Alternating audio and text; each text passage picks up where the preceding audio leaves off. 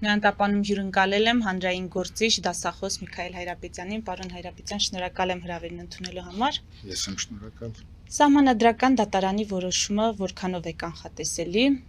եթե ընտրության արդյունքները չփոխվեն եւ ընդդիմադիր ուժերն էլ վերցնեն մանդատները, ապա դուք ինչպես կբնութագրեք նոր խորհրդարանը, նաեւ ընդդիմությանը վստահած քաղաքացիները, իրենց քվեն վստահած քաղաքացիները, նրանք ինչ սկզբունքով առաջնորդվեցին, ավելի շատ Փաշինյանին մերժելու, թե ամեն դեպքում Ռուսաստանի նկատմամբ համակրանքի մղումով կամ Ռուսաստանի նկատմամբ վստահությամբ։ Բավականին տեխնոլոգիաներ կիրառվել էին, որպեսզի իրական ընտրությունից, որ Հայաստանում չի եղել, իրական կեղծիքները նկատի չունեմ, այլ գաղափարական ընտրություն կատարելու, տեսլականի ընտրություն կատարելու երբեք չի եղել Հայաստանում, ցավոք սրտի, այս անգամ փորձարվեց դա էլի մի փոքր շեղել, հոդախախտել, ինչպես Շեքսպիրը կասեր, հոդախախտել եւ տանել դեպի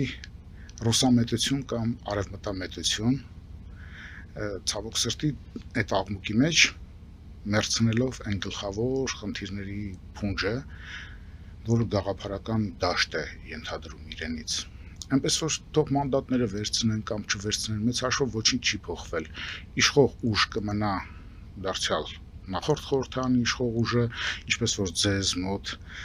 ասել էի ընտրություններից առաջ ես կուզենայի, որ 50% չհավաքեր, 49 թող լիներ, բայց ոչ 50։ Դա մանևրի մեծ դաշտ կտա ոչ միայն իշխանությանը։ Իշխանությունը իր խնդիրներն ունի, դա իր խնդիրն է, այլ մեր երկրին կկարողանա մանևրել մեր երկրի ղեկավարությունը որոշ պահանջներ չկատարելու պատրվակներ վերցնել, թեև դա իր հերթին կբերի ուրիշ բանի, որ գուցե ավելի կսեղմենողակ կասեն մեզ չհետաքրքրում է դեպքում պատերազմ։ Այսինքն իսկ ընդդիմության վերցնել չվերցնել իրենց խնդիրն է։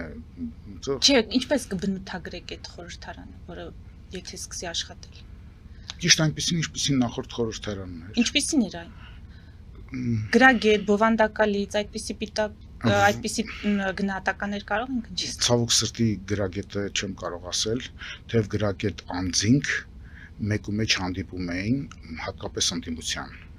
կողմից 2-3 հոգի նկատել եմ, որ իրոք կիրթ մարդիկ են։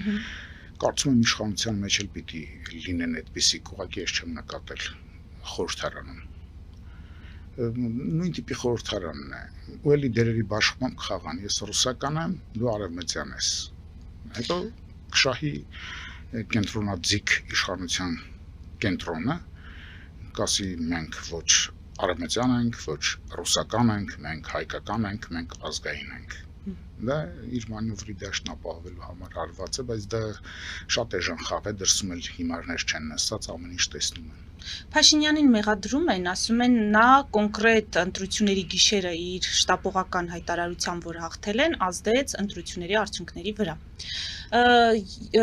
Այդ մանևրը, այսինքն 50+ չհավաքելու այդ փաստը, սա Փաշինյանին կարող է հենց կանխամտածված պլանը լինել, որպեսզի նա ունենա այդ դաշտը խաղալու։ Այո, իհարկե, կարծում եմ այո, որովհետև ինչքան էլ ասենք, որ անզուսպ է եւ ժամանակից շուտ հայտարարություններ անում, այդպիսի դեպքեր մենք մեր 30-ամյա կարճատև պատմության մեջ դարձյալ ականատես եղել ենք, ինչքան էլ ասենք անլուրջ է, բայց մարդը հասկանում է, հիմա ինքը պարզապես մի անհատական երևի թե պարտություն կրեց, դա այն էլ, որ այն ինչ այսօրվա քաղաքապետն է Երևանի, դոգի 1.5 ձենանոց քաղաքապետը չէ, եթե դոգը չտեր ձեները ինքը չէր լինելու, ճիշտ է։ Այ հիմա էլ ինքը դարձավ այդպեսին էլի։ Այսինքն ձայներ են պետք։ Չէ, նկատի ունեի Սերժ Սարգսյանի նման, որ ասում էր ինչքան ուզենք այդքան կխփենք։ Փաշինյանը կարող էր այդպես վարվել այս ընտրությունների ժամանակ։ Եվ պարտադիր չէ, որ միայն խախտումներով անեն, իշխանություն ունի այդպիսի լծակներ, այո, որ առանց խախտումների ինչքան ուզի այնքան խփի։ Խնդիրն այն է, թե մեր քաղաքական մշակույթը ինչ աստիճանի է, մենք այդ խաղերի դաշտը կմտնենք, թե չէ, մենք թույլ կտանք մեզ այդպիսի բան անել, թե ոչ։ Նույնիսկ ամենազարգացած դեմոկրատիաներում են չէ այդպիսի բաներ լինում։ Հիշում եք Միացյալ Նահանգներում Թրամփի կողմնակիցները գնացել ջարդում են իրենց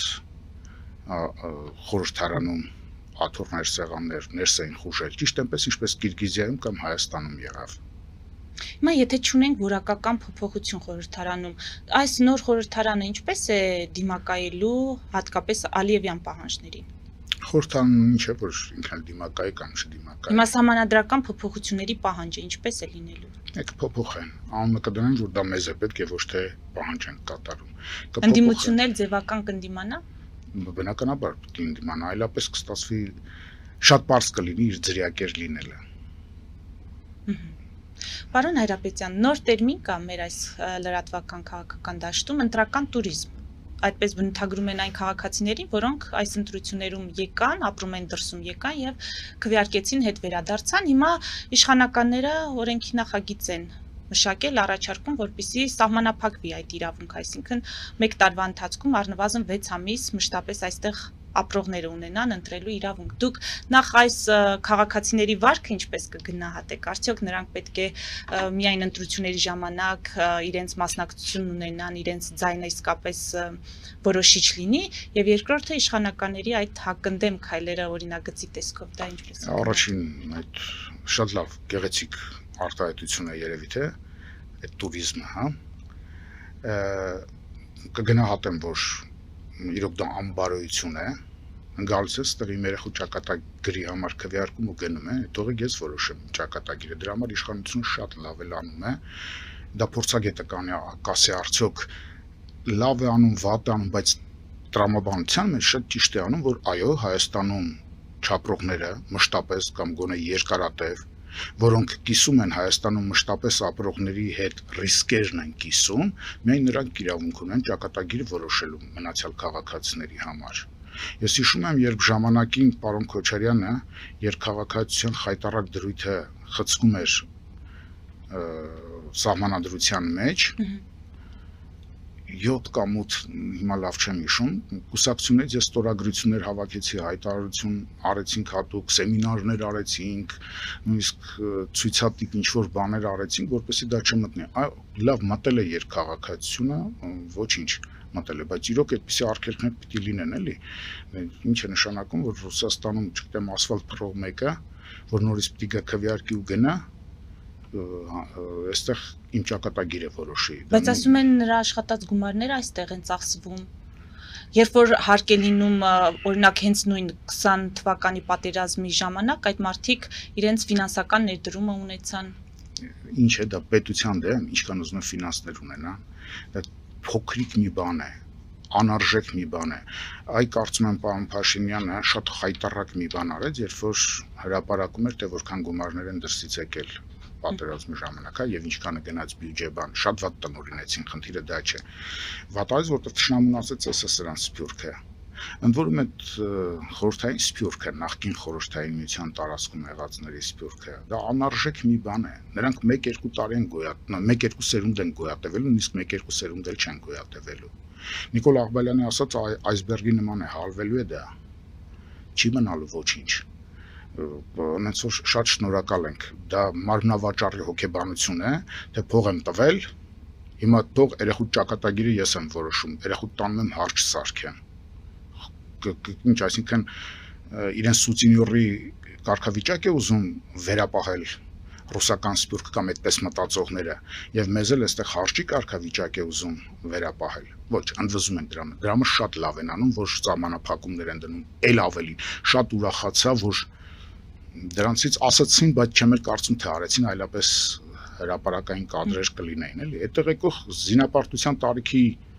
տղաներին, այո, պիտի ուղարկեին զինծառայության, երկար ժամանակով պիտի ուղարկեին այսինքն այնքան ինչքան օրենքն է թույլ տալիս։ Չի կարելի չվկայակոչված թամադաներ դառնալ սքո սեղանին։ Իսկ հայրենիքը իրենց համար քելեխի սեղան չէ։ Բայց իրենց նեղացվածությունը փաստորեն օբյեկտիվ չէ։ Ես եկեք չկենտրոնանանք միայն Ռուսաստանում ապրող սփյուռքի վրա, այլ առհասարակ տարբեր երկրներում ապրող մեր հայրենակիցների առումով։ Իրենք հաճախ են նեղանում, որ չունեն այստեղ որոշումներին մասնակից լինելու այդ իրավունքը կամ հնարավորությունը։ Էլիզա ջան, գիտեք, այստեղ իրոք գալիս է արժեքային խնդրի։ Իմ ընկերներից մեկը, որ տարիներ առաջ գնաց Միացյալ Նահանգներ, շատ խելացի տղա, ինձ նամակով մի բան էր գրել եւ փառահեղ վերլուծություն էր արել, ասի սա հրապարակի տեկուսկով Facebook-յան էջում դիր, ասաց ես ինձ բարոյական իրավունք չեմ վերապահում, եթե ես մի 2 տարի առաջ իմ երեխեքի հետ արդեն տեղափոխվել եմ այստեղ, ես իրավունք չունեմ որևէ բան ասելու, ամենալավը ինչ կարող եմ անել, այստեղ ազգականներից եթե կարող եմ գումար ուղարկել կամ ինչ-որ բաներ ուղարկել, բայց բարոյական իրավունքից ես ինքս ինձ զրկել եմ, իսկ մենք մեր արժեքային համակարգում դեռևս չենք կարողացել մտցնել այն, որ իրավունքներից բարձրագույնը բարոյական իրավունքն է, հասկանում եք, կնշանակի դրա համար ես ասացի, անբարոյականությունը այդպես մտածել, ուզում է Ռուսաստանում լինի, ուզում է Գլենդելում լինի, որտեղ ուզում եք եկեք այստեղ ապրեք, չեք ուզում, մենք Գլենդելի համար օրենքներ մշակում ենք,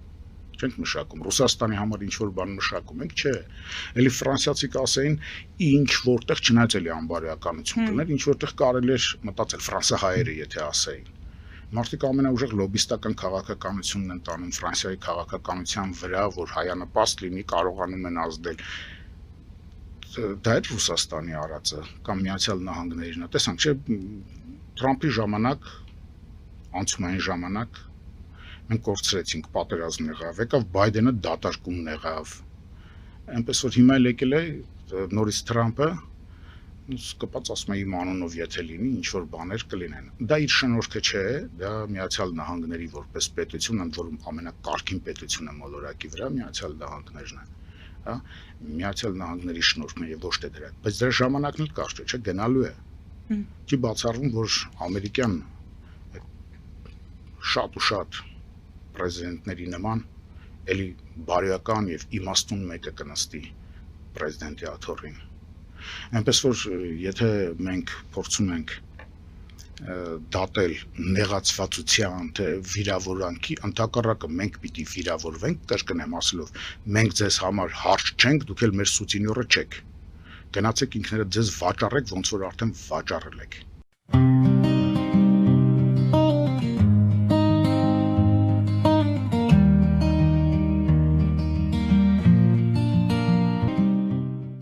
Ֆելիչե ժամանակակից ատամնաբուժական կլինիկա։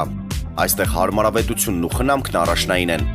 Այստեղ կիրառվում են ատամնաբուժական ամենաժամանակակից տեխնոլոգիաներ, ճշգրիտ ախտորոշում, արդյունավետ բուժում, նուրբ փորձառություն եւ անհատական մոտեցում։ Սկսած սովորական մանրուքներից մինչև առաջադեմ ընթացակարգեր, այստեղ դուք գտնվում եք բարձր որակավորում ունեցող եւ փորձառու ատամնաբուժական մասնագետների ձեռքերում։ Մեր բարեկամական եւ հյուրընկալ անձնակազմն այստեղ է յուրաքանչյուր այցը հաճելի դարձնելու համար։ Ֆելիչե, ձեր առողջ եւ ամենաերջանիկ շպիտը սկսվում է այստեղից։ Եկեք եւ բացահայտեք նորարարության փորձագիտության եւ կարեկցանքի կատարյալ համադրությունը։ Երևան Փոստը Գրանադա Հյուզում տեղեկացնում է։ Դրամական փոխանցումներ 1%-ով։ Օդանավով 1 պաունդը 2.99։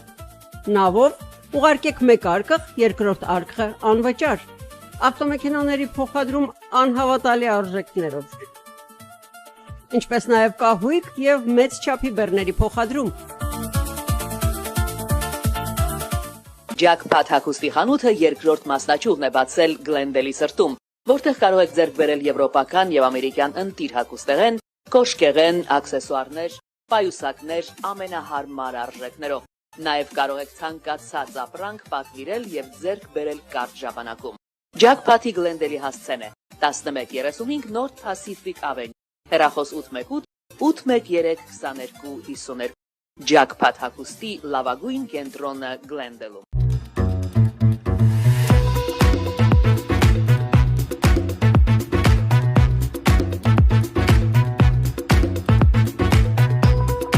Արարատ ռեստորան, ընտանեկան եւ ընկերական ժամանցի լավագույն հասցե, սիրված արտիստներ, հյուրընկալ մթնոլորտ, հարուստ ճաշացան, անմահական խորտիկներ։ Արարատ ռեստորան, հասցեն անփոփոխ, սիրով սպասում ենք ձեզ։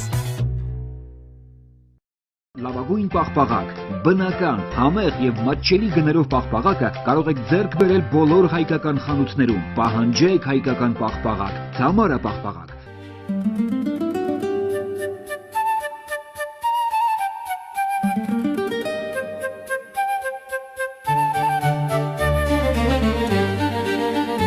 Նոյան տապան տպարան,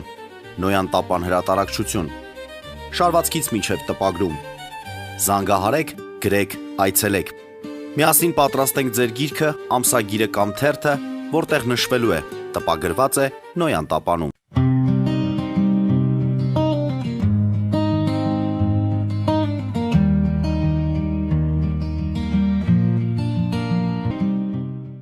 Պարոն Հայրապետյան, պարադոքս է։ Փաստաթղթերով Ռուսաստանի դաշնակիցն ենք համարվում, բայց այդ երկիրը շարունակում է տնտեսական սահմանափակումներ մտցնել մեր շուկայի, մեր ապրանքների համար, իսկ Եվրոպական միության հետ երբ չունենք կոնկրետ փաստաթղթային կապացություն, հայտարարում են, որ իրենք պատրաստվում են բացել իրենց շուկան 80% ապրանքների համար առանց մաքսատուրքերի եւ քվոտաների։ Հիմա մենք կարողանում ենք գնահատել այս աջակցությունը եւ ըստ անհրաժեշտության առավելագույնս իշապետության օգտվել։ Դա երբեք պետք չէ գնահատել որպես աջակցություն, այլ պետք է գնահատել, որ այս պահին Եվրոպայի շահերը համընկնում են Հայաստանի շահերի հետ, ընդամենը այդքանը, ոչ ավելին, դա աջակցություն չէ մեզ, այլ աջակցություն է հենց իրենց։ Հեռահար նպատակը, Հեռահարը որ մեզ միայն ընդամենը Ռուսաստանից փոկեն կամ ազդեցությունը Ռուսաստանի այստեղ թուլացնեն։ Այո, բնականաբար։ Իսկ Ռուսաստանը, որ ասում եք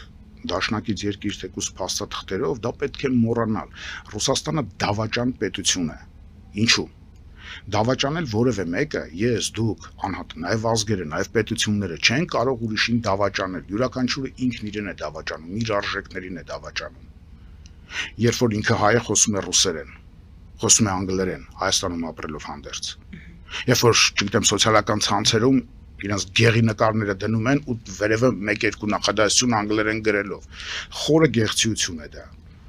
Այսինքն դավաճանել կարող ենք մենք ինքներս մեզ։ Հիմա Ռուսաստանն ինքն իրեն է դավաճանել, իր ստորագրությունն է դավաճանել, ոչ թե ասում եմ մեզ է դավաճանել։ Գուցե իր պետական շահը այդ պահին այդպես է զգացել։ Այդ դեպքում թող բարի լիներ հրաժարվել մեր 97 թվականից կնքված ռազմավարական դաշնակցության փաստաթղթից, հապկից, բանից ասած դուրս եկեք, հիմա իմ շահը սա է պահանջում։ Հիշում եք անցյալ անգամ էլ կարծեմ այս մասին մենք միասին զրուցեցինք։ Հենց այսօր էլ առավոտյան Եվրոնյուզով Եվրոպայի խոսափողն է, չէ, իրենք են ասում եւ ֆինանսավորվում է Եվրոպայից։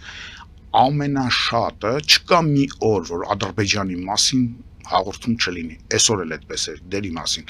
Այն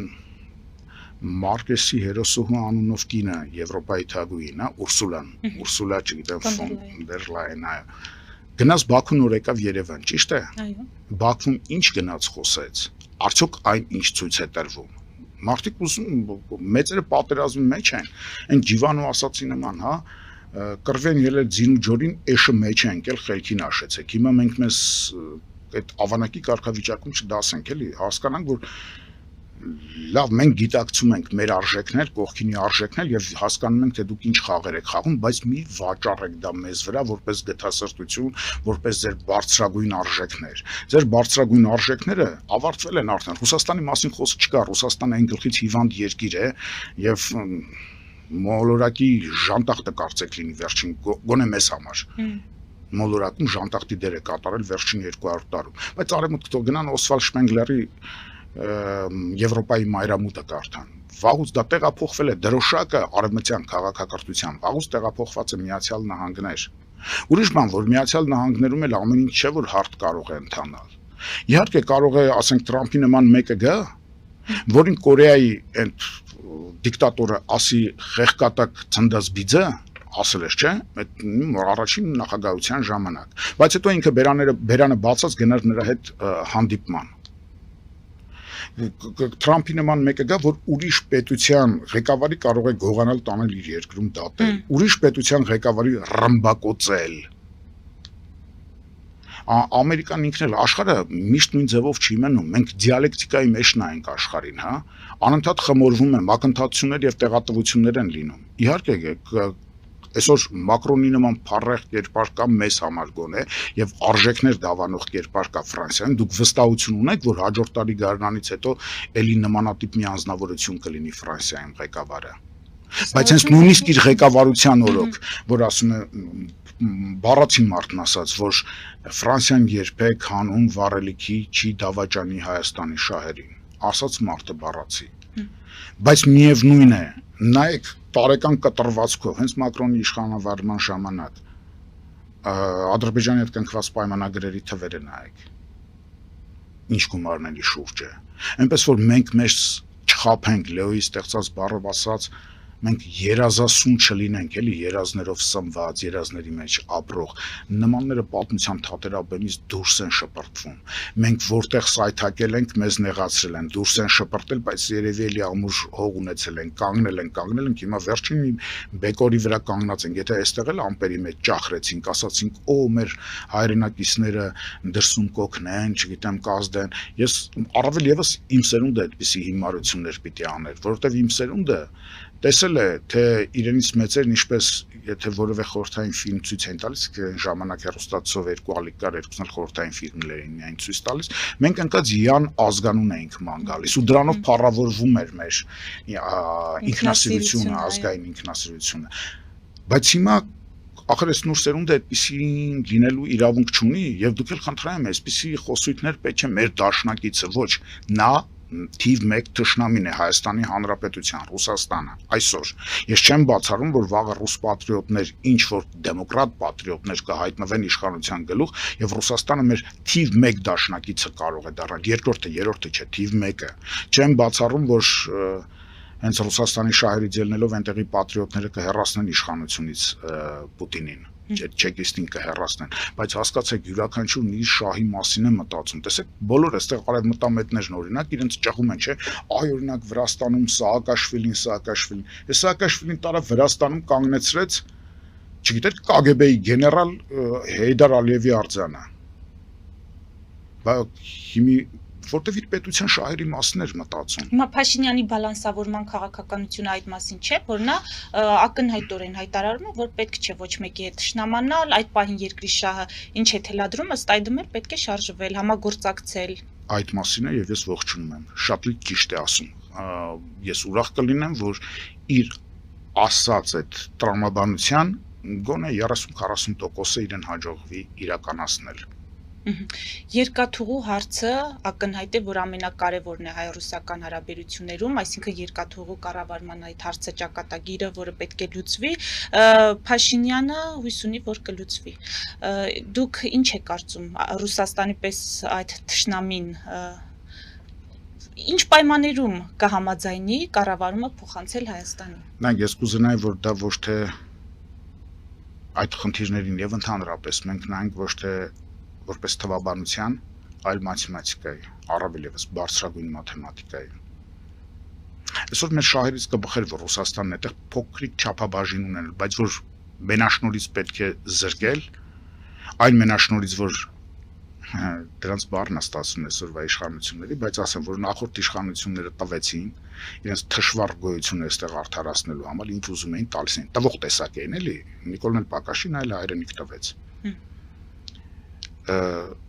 Որ պետք է այդ մենաշնորից զրկել Ռուսաստանին, խնդիր չէ, այո, դա ստրատեգիական խնդիր է, մեր անվտանգության խնդիր է։ Բայց որ Ռուսաստանն այստեղ արժե որ ունենա որոշակի չափաբաժին ներկայության, որոշակի, բայց ոչ երբեք գեոկուլտուրական, հա, աշխարհամշակութային ներկայություն տաստված ոչ չունենա։ Եվ մեր իշխանություններն այդքան խոհեմ լինեն եւ ոչ թե հոգեվոր թզուկներ։ Եվ զրկեն Ռուսաստանին այստեղ հոգեվոր ներկայությունից։ Դա մեր շահերից է բխում։ Միանշանակ չէ, որ ասում ենք Ռուսաստանը այսօրվա դրությամբ թշնամական երկիր է, դա դեռ չի նշանակում, որ թշնամու ինչ-ինչ երանգներ մեզ օգտակար լինել չեն կարող։ Սա իհարկե շատերը չեն ուզենա պատկերացնել, որովհետև եկավ այն խեղկատակ մեկը կար է, որ սև ու սպիտակի բաժանեց, ասես մենք այդ Պարոնյանն եմ հիշում, հա, մենք լույսն ենք անում խավարը, բան, հա, մենք վարունգն ենք անում լոլիկը։ 2 տարի անցել է նույն ողորմելի թշվառ վիճակի մեջ է մեր մտածողությունը։ Այդ մտածողությամբ եթե դատենք, այո, իհարկե Ռուսաստանին պետք է այստեղից ձեռքից խլել, շատ բիրտ միջոցներով գլուխները կտրել ու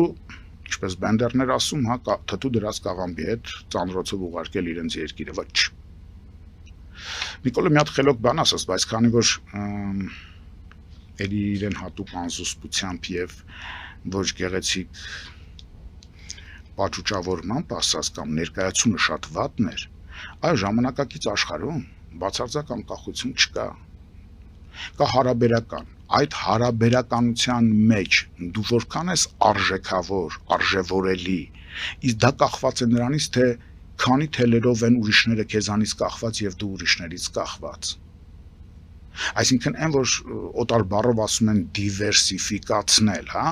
եւ մեր մտածողությունը այդպեսին պիտի լինի դիվերսիֆիկացված եւ մեր տնտեսությունը եւ մեր քաղաքականությունը արտաքին հատկապես ինքը շատ ճիշտ ասաց, որ այո, բազմակի կախվածությունների մեջ է ժամանակակից աշխարհում, եթե փորձենք էլի սև ու սպիտակով ասել, անկախության բանաձևն այդտեղ է։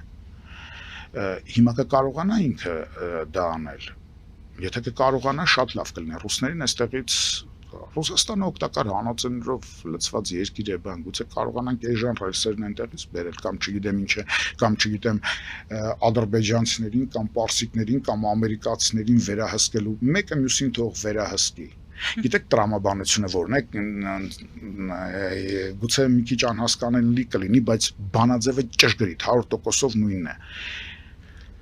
90-ականների սկզբին հենց 90 թվականին կամ նույնիսկ 89 թվականին, երբ որ զգում ենք, որ սովետական միությունը քանդվում է եւ անգլերենը հախուռն մտնում է այստեղ, իմ ընկերներից մեկը լուսահոգի Վարդան Դևրիկյանը մի հատ այնպիսի փառահեղ ձևակերպում արեց, ասաց մենք այստեղ պիտի ռուսերենը կարողանանք օգտագործել անգլերենի մուտքի դեմ, որպեսզի հայերենը պաշտպանենք։ Երկուսը թող իրար հետ կռվեն, բայց մեզ հետ կռիվ չունենան մեր տարածքում։ Այ հենց հիմա եթե այդպիսի մոդելով կկարողանա, այո, ռուսները թող ներկայություն ունենան այդ։ Դե Փաշինյանի տրամադրվածությունը այդպիսին է, մենք ինչպես դատում ենք նրա հայտարարություններից, այսինքն կտրուկ քայլերի գնալու կողմնակից չէ, այստեղ այլ հարց է, թե Ռուսաստանը ինչպես տեսնում ենք, շարժվում է ամեն ինչ կամ ոչինչ սկզբունքով, կոնկրետ երկաթուղու հարցում նրանք անգամ Ղազախստանին այդ փոխանցելու կառավարումը փոխանցելու տարբերակը բացահայտ մերժում են եւ լսել անգամ չեն ցանկանում։ Ճիշտ է, ղժղժան մի քիչ Ռուսաստանի պատմությունը փոքրինչ ուսումնասիրացում ենք, կտեսնի, որ Ռուսաստանը այսպես սինուսոիդներով է առաջ ընթացել նրա պատմությունը։ Սմուտայի ժամանակներ շատ են եղել այդ խառնաշփոթության խավարի, հա, ժամանակներ։ Հիմա Ռուսաստանը թավալ գլոր գնում է դեպի դա։ Այդ ժողովուրդը չի արթնանալու կամ երբ է արթնանալու, պարոն Հայրապետյան, որովհետև կարծես թե նոր պատերազմի հետևանքները իրենք ռեալ զգում են վառելիքի այդ պակասով պայմանավորված։ Պատկերացնում եք աշխարհի ամենաշատ վառելիքն ունեն, Ղազախստանից բենզին են խնդրում։ Հիմա մի քիչ կոպիտ կստացվի, այլապես 1930-ականների միակ կրկնեմ, միակ մակրագույն հայ գրողի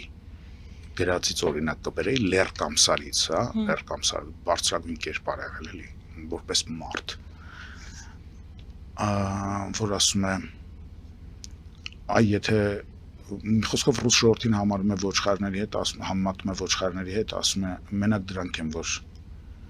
համակերպված են իրենց անազատությանը։ Այո, ռուս ժողովուրդն այդպեսին է, ռուսական ոգին հասկանալը իրենք էլ են ասում, չէ՞։ Բավականին բարդ է, խելքով անհնար է հասկանալ, դա բանականությամբ անհնար է ըմբռնել ռուսական ոգին։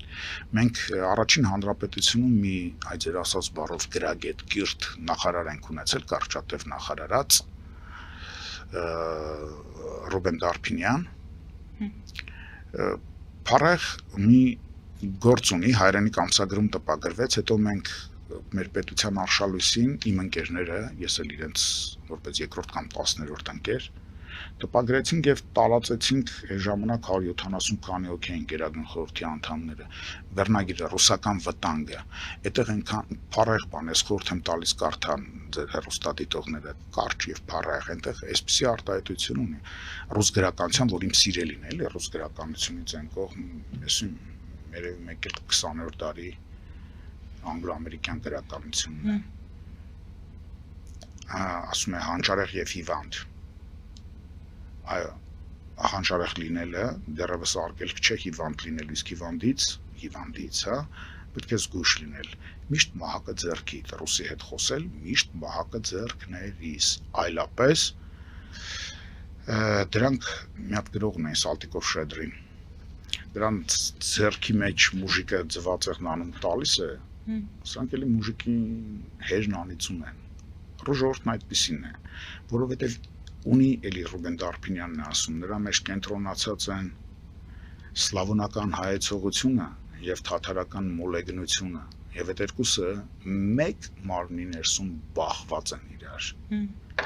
Այսինքն մի քիչ են մեր Իսահակյանը փառեղ մի հատ գործ ունի Լիլիթը, հա, Լիլիթի կարգավիճակում են, որ համ կրակ են, համ էլ դրախտը պիտի թողնեն, իրենք իրենց դրախտը կթողնեն շուտով, բայց դա չի նշանակում, որ այստեղ էլ շատ կարևոր անցում կա, թույլ կտաք ասեմ։ Այո, իհարկե։ Շատ կարևոր անցում կա։ Երբ ես երիտասարդ եւ սովետական միություն էր, մենք խրոխտ երգում էինք գաղտնի մի քանի ընկերներով, որտեղ այսպեսի տողեր կար. Դաշնակցությունը հաղթեց սուլթանին, նորարև նոր կյանք պարգևեց հային։ Կամ պիտի Թուրքիան կործանվի, հա, վաղ Թուրքիային։ Կործանվեց Օսմանյան կայսրությունը, գիտեք, բայց մեզ ինչ։ Մենք մնացինք փլատակների տակ։ Հիմա այսօր ասում են Ռուսաստան ջանդամին կործանվում է, կործանվի, հզորանում է, թող հզորանա։ Մեզ դրանից ինչ, եթե մենք շահ ունենք, որից որ շահ ունենք, այդտեղ փոքրիկ օժանդակություն եւ գլուխներս ջիվանու ասած այդ ավանակի նման չմցնենք նրանց կռվի մեջ, մեջտեղը ձյու եւ ջորու։ Այ այստեղ էլ հիմա էլ թող կործանվի Ռուսաստանը, բայց թող պայծառանա Ռուսաստանը, եթե դա իմ շահերից է բխում։ Մենք որ հողի վրա է կանգնած մտածում, մեր միտքը մեր հողի հետ կապ ունի, թե չունի։ Մենք մեր ոտատակում հող ունենք, թե չունենք։ Այն հողը, որ Արքիմեդն ասում էր տվեք ինձ հենակել եւ ես կշրջեմ աշխարհը, եւ այն հողը, որի վրա Արշակ թագավորը կանգնած փորձության էր ենթարկում շապուհի կողմից։ Մենք այդ հայրենիքի հողը զգում ենք, մեր արյան հետ շրջանառություն կատարում է դա, թե մենք ուղղակի այսպես էլի մեզ խոսում ենք, էկրանների առաջ ուտում ենք, անդաստիրականում ենք, բրծնում ենք, հասկանում եք, Թումանյան Չարենց բան ունեցող ժողովուրդը այսօր կամ Պարոնյանի, Օտյանի ու Լեռկամսարի նման երկիծաբաններ ունեցածները տեսեք ինչ վատ բառով ասեմ, այդ ինչ չընթրլոներով են լցրել մեր ամբողջ եւ YouTube-յան եւ հեռուստատեսային եթերը, ողորմելի գավառամիտ։ Դրա համար էլ մենք ձեզ պարբերաբար հրավիրում ենք, որպեսզի այդ ստապացնող դերը կատարեք։ Պարոն Հայրապետյան, ամփոփելով մեր հարցազրույցը, Փաշինյանի իշխանության դիրքորոշումը շատ հստակ է, ասում է Հայաստանի շահերից չի բխում մտնել հայոց ցեղասպանության զենքայնացման թեմայի մեջ։ Նա այսպես արձագանքեց Իսրայելի կառավարության կողմից այդ ցեղասպանության նախագծին, ցեղասպանությունը ճանաչելու նախագծին հավանություն տալու փաստը։ Հիմա ճիշտ չի ասում Փաշինյանը։ Նայեք, ես պարոն Փաշինյանին ծանոթ եմ եւ շատ սիրում եմ իր այդ ճանապարհը անցել եմ դեռևս տասնամյակներ առաջ, հա։ Առաջին անգամն է, որ այս կարգի բացարձակ լրջմիտ առանց որևէ սայթակման խոսք եմ լսել նրանից։ Սա փառահեղ ձևակերպում է, մանավանդ այդ զենքայնացումը ուղղակի հիացրեց, այո, պետք չէ, այդ որ տարիներ շարունակ ձեզ մոտ ասում եմ, որ միևնույն է Ռուսը Թուրքիայի հետ երբևէ հակնելու այդ ժամանակները մոտ են։ Մեզ դարձյալ չկարողանա օգտագործել որպես իր առաջապահ գունդ, ինչպես ժամանակին արեց եւ մենք մեր գլխին ցեղասպանության կերանք, հա։ Այ հիմա դա է ասում Իսրայել, մեզ որպես զենք քո շահերի համար, մենք չենք, բայց շատ գրագետ ասվեց, ափսոս որ համակարգը վատն է, այլապես դրա շարունակությունը դրանից մի քիչ ավելի մեղմ, դրանից ավելի կոպիտ, դա ծամծմած, արդեն կուլ տալու պատրաստ տեքստ քարոշչա մեքենան, պետք է հեղեղած լիներ։ Դրա համար մեր պետությունից ափսոս պետության հոտ չի գալիս, բայց ասում եմ, ես երկու ձեռքով ծափարում եմ, ողջունում եմ, փառահեղ ձևակերպում եմ։ Մանավանդ նոր բառեր ստեղծեր, զենքայնացում, տիպիկ հայերեն մտածողության մեջ հիացած եմ, առաջին անգամ հիացած եմ։ Բայց տխուր է, չէ, պարոն Հայրապետյան, որ այդ եզրահանգմանը կամ այդ գիտակցությանը մենք գալիս ենք Արցախի կորստից հետո։ Չէ, բայց ով ասաց այդ նույն եզրահանգումը արել է Լեոն 23 թվականին, արել է Ռաֆայել Իշխանյանը 99 թվականին։ Մեր իշխանություններն էլ կարդացել են ախր դրանք։ Եվ Ռաֆայել Իշխանյանի գիրքն են կարդացել, եւ ընդհատակում եղած ժամանակ, որ ես եւ պարոն Փաշինյանը ընդհատակում ենք տարբեր տեղերում, իրեն ուղարկվել է, ինքն է կարդացել։ Այսինքն ասողներին մենք լսել ենք, մեր սերունդը լսել է։ Ուրիշ բան, որ այդ հեղափոխական զզվելի մոտեցումն է, էլի, որ 0-ից եմ սկսում, հետո մի հատ քթներիս ուտում ենք, տեսնում ենք, որ 0-ից սկսել չի կարելի, այսինքն 5 քարե դարից սկսել չի կարելի, գոնե նեոլիթից սկսիր, էլի, չի կարելի 5 քարե դարից սկսել, հետո նոր կամած շրջվում նայում ենք, էգուցե ասել են սրանք։ Մեզ էլ պարբերաբար հուշել են ոչ միայն մեր մտավորականներն ի դեպ, նաև օտարազգի մտավորականներ։ Ես գիտեմ, այսպեսի մի հատ խայտառակ մոտեցում կա, Թոմաս Էդվարդ Լորենս մի հարցազրույց էր տվել 1919 թվականին, որ տպագրվեց մեր պետականության կորստից հետո 1923-ին։ Այդ անտանելի հայերը վերնագրով տպվեց։ Մերոնք բոլորը ատելությամբ լցված են դրա դեմ, բայց մեզ ճանաչելու ինչպիսի իմացություն կա, հուշումներ են տրված։ Փոխանակ մենք դա վերցնենք։ Մենք էլի սև ու սպիտակի մեջ մտնում ենք, ասում ենք սրիկայի մեկն է, կամ էլ որ ոնց էր Տոլստոյն ասել, որ սինլքորների վերջին ապաստանը հայրենասիրությունն է, սինլքորների այսօրվա վերջին ապաստանն էլ հակահրեականությունն է, էլի, անտիսեմիտիզմն է։ Հասնում են, այսօր էլ այդտենց սրասկում, մեր հակաթուրքականությունը հակադարձ համեմատական է մեր ռուսական մոլի հանձնվածությանը, ռուսասիրությանը։